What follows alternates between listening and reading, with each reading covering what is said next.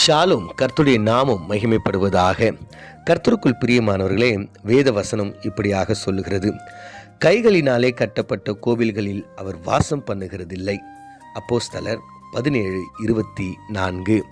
கர்த்தருக்குள் பிரியமானவர்களே, நீங்களும் நானும் வாசிக்க கேட்ட இந்த வேத வசனம் ஆழ்ந்த சத்தியத்தை நமக்கு கற்றுக் கொடுக்கிறது. பரிசுத்தமான இந்த ஓய்வு நாளில் தேவ பிள்ளைகளாய் இருக்கிற நீங்களும் நானும் அநேக விதமான எதிர்பார்ப்புகளோடு ஆண்டுடைய சமூகத்திற்கு செல்லுகிறோம். ஆலயத்தை நாம் தேடி அவருடைய சமூகமாகிய அந்த இடத்திற்கு சென்று நாம் அநேக நேரங்களை செலவழிக்கிறோம். ஆனால் வேதவசனம் சொல்லுகிறது, கைகளினால் கட்டப்பட்ட கோவில்களில் அவர் வாசம் பண்ணுகிறதில்லை. ஏனென்றால் உலகத்தையும் அதில் உள்ள யாவற்றையும் அவர் உண்டாக்கின தேவனாயிருக்கிறார். வானத்திற்கும் பூமிக்கும் ஆண்டவராயிருக்கிறபடியினால் அவர் எப்படி இந்த ஆலயத்தில் தங்குவார் என்று அவர் சொல்லுகிறார். அப்போ தேவ பிள்ளைகளாக இருக்கிற நீங்களும் நானும் தெரிந்திருக்க வேண்டிய ஒரு காரியம், இந்த ஆலயம், அதாவது மனிதர்களால் கட்டப்பட்ட ஒரு கட்டிடமாகிய ஆலயத்தில் தேவன் வாசம் பண்ணுகிறது அல்ல. அவர் எங்கே வாசம் பண்ணுகிறார் என்றால், மாறாக நம்முடைய சரீரத்தில் அவர் வாசம் பண்ணுகிறார்.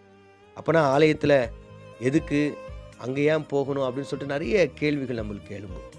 நம்ம எல்லாரும் தேவனுடைய பிள்ளைகளாக இருக்கிற நாம் எல்லோரும் ஒரு இடத்துல கூடி ஜெபிக்கிறதுக்காக தெரிந்து கொள்ளப்பட்ட ஒரு கட்டிடம் தான் அது ஆலயம். நீங்கள் தான் ஆண்டவருடைய ஆலயமாக இருக்கிறீங்க. அப்போ சின்ன சின்ன ஆலயமாக இருக்கிற நம்ம எல்லோரும், தேவனுடைய பிள்ளைகள் எல்லோரும் ஒரு இடத்துல கூடி ஜெபிக்கிற ஒரு இடத்திற்குத்தான் நம் சபை என்றும் சர்ச் என்றும் நாம் சொல்லுகிறோம். அப்போ நம்ம எல்லாரும் சின்ன சின்ன ஆலயமாக இருக்கிற நம்ம எல்லாரும் ஒரு இடத்துல கூடி ஜெபிக்கும் பொழுது ஆண்டவர் அந்த இடத்துல என்ன பண்ணுகிறார்? இன்னும் அதிகமாய் அவர் வாசம் பண்ணுகிறார். ஆனால் நம்ம கருத்தில் கொள்ள வேண்டிய ஒரு காரியம் என்னவென்றால், இந்த கட்டிடத்தினால் கட்டப்பட்ட இந்த ஆலயத்தை காட்டிலும் சரீரமாகிய என்னுடைய ஆலயத்திலேயே ஆண்டவர் இருக்க விரும்புகிறார், மகிமைப்பட விரும்புகிறார், வாழ விரும்புகிறார் என்பதை நீங்கள் அறிந்து கொள்ள வேண்டும். அநேக நேரங்களில் நாம் இந்த கட்டிடத்திற்கு முக்கியத்துவம் கொடுக்கிறோம், மாறாக நம்முடைய சரீரமாகிய இந்த சபைக்கு நாம் முக்கியத்துவம் கொடுக்க மறந்து விடுகிறோம். நீங்கள் சாமுவேல் காலத்தில் நீங்கள் பார்க்கும்போது, பெட்டி பிடிபட்டு விட்டது, விளக்கு அணைந்து விட்டது, ஆலயத்திலிருந்து மகிமை சென்று விட்டது என்று நாம் வேதத்தில் வாசிக்கிறோம். அப்போ ஆண்டவருடைய மகிமை ஆலயத்திலிருந்து சென்று அது எங்கே வாசம் பண்ணுகிறார் என்று நம்ம புதிய ஏற்பாட்டில் பார்க்கும்போது வேதவசனம் சொல்லுகிறது, அவர் நமக்குள்ளாய் வாசம் பண்ணுகிறார் என்று வேதவசனம் அழகாய் நமக்கு காட்டி கொடுக்கிறது. இப்படியாக அவர் சொல்லுகிறார், நீங்களே தேவனுடைய ஆலயமாய் இருக்கிறீர்கள் என்றும் தேவனுடைய ஆவி உங்களிலே வாசமாய் இருக்கிறது என்றும் நீங்கள் அறியீர்களா என்று அவர் சொல்லுகிறார். ஆம் பிரியமானவர்களே, கட்டிடமாகிய இந்த ஆலயத்திற்கு முக்கியத்துவம் கொடுப்பதற்கு மாறாக உங்களுடைய சரீரமாகிய இந்த ஆலயத்திற்கு நீங்கள் முக்கியத்துவம் கொடுங்கள்.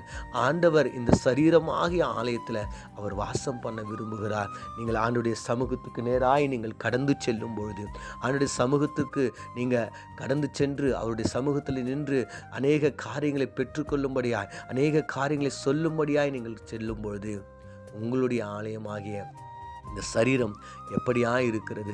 அது பரிசுத்தமாக இருக்கிறதா? அது வெளிச்சமாக இருக்கிறதா? அது கபடற்றதாக இருக்கிறதா? அது தேவனுக்கு விருப்பமானதாக இருக்கிறதா? தேவனுக்கு சித்தமானதை செய்கிறதா என்று நீங்கள் அறிந்து ஒரு விசை உங்களையே நீங்கள் பரிசுத்தப்படுத்திக் கொள்ளுங்கள். ஏன்னா ஆண்டவர் உங்களிலே வாசம் பண்ணுகிறவராய் இருக்கிறார். கர்த்தருக்குள் பிரியமானவர்களே, அநேக இடத்துல ஆண்டவர் கேட்குறார், என்னுடைய ஆலயத்தை நீங்கள் கல்லர் குகையாக மாற்றிட்டீங்கன்னு சொல்லிட்டு ஆண்டவர் கேட்குறார். என்னுடைய ஆலயத்தை ஒருத்தவன் கெடுப்பான் என்றால் நான் அவனை கெடுத்து விடுவேன் என்று ஆண்டவர் சொல்லுகிறார். அதற்காக நாம் அப்படிப்பட்ட ஒரு நிலைக்கு நாம் தள்ளப்படாதபடிக்கு தேவனுடைய பிள்ளைகளாக இருக்கிற நீங்களும் நானும் அவருக்காக, அவர் சொல்கிற இந்த உலகத்தில் நிறைய இடங்கள் இருக்குது. ஆண்டவர் இந்த உலகத்தை படைச்சிருக்கிறார். அவர் வாசம் பண்ணுன்னா அவர் எங்கே வேணால் பண்ணலாம். ஆனால் ஒன்றுக்கும் உதவாத அற்பமும் தூசியும் ஆகிய அவருடைய சிருஷ்டிப்பாகிய நம்ம, அதாவது மனிதர்களுடைய உள்ளத்தில் அவர் வாசம் பண்ண விரும்புகிறார். கர்த்தருக்குள் பிரியமானவர்களே, தேவனுக்காக நம்ம ஒரு இடத்தை தரலாமா? அவர் வாசம் பண்ண நம்முடைய சரீரத்தை நம்ம சுத்தப்படுத்தலாமா? நமக்குள்ள இருக்கிற அழுக்கை எல்லாம் எடுத்து போடலாமா? நமக்குள்ள இருக்கிற தேவனுக்கு விருப்பம் இல்லாத காரியங்கள் எல்லாவற்றையும் எடுத்து போட்டு ஒரு முறை நாம் பரிசுத்தப்படுத்தி கொண்டு ஆண்டவருடைய சமூகத்துக்கு நீங்கள் போகும்போது கர்த்தர் உங்களை ஆசீர்வதித்து உங்களிலே அவர் வாழும்போது உங்களுடைய சரீரத்தில் குறைவுகளை எடுத்து போடுகிறார். உங்கள் வீடுகளில் சமாதானத்தை கொடுத்து உங்களை ஆசீர்வதிப்பார் என்பதில் சந்தேகமில்லை. நம்ம கண்களை மூடி நாம் ஜெபிப்போம். ஜெபிப்போம். எங்களை அதிகமாய் நேசிக்கிற எங்கள் பரலோக தகப்பனே, ஆண்டவரே நீர் இந்த சரீரமாகிய ஆலயத்தில் வாசம் பண்ண விரும்புகிறீர். ஆண்டவரே எங்களுடைய சரீரத்தை ஆண்டவரே நாங்கள் ஒருவேளை ஆண்டவரே கல்லர் குகையாய் மாற்றியிருப்போமானால் நீர் வாசம் பண்ணுவதற்கு அது போதுமானதாக இல்லை என்றார். இப்பொழுதே ஆண்டவரே இந்த அதிகாலை நேரத்தில் அவைகளை நாங்கள் சரி செய்து கொண்டு நீர் வாசம் பண்ணுவதற்கு ஏற்ற ஒரு ஸ்தலமாய் மாற்ற எங்களுக்கு உதவி செய்யும்படியாய் இயேசுவின் மூலம் ஜெபிக்கிறோம் நல்ல பிதாவே. ஆமென்.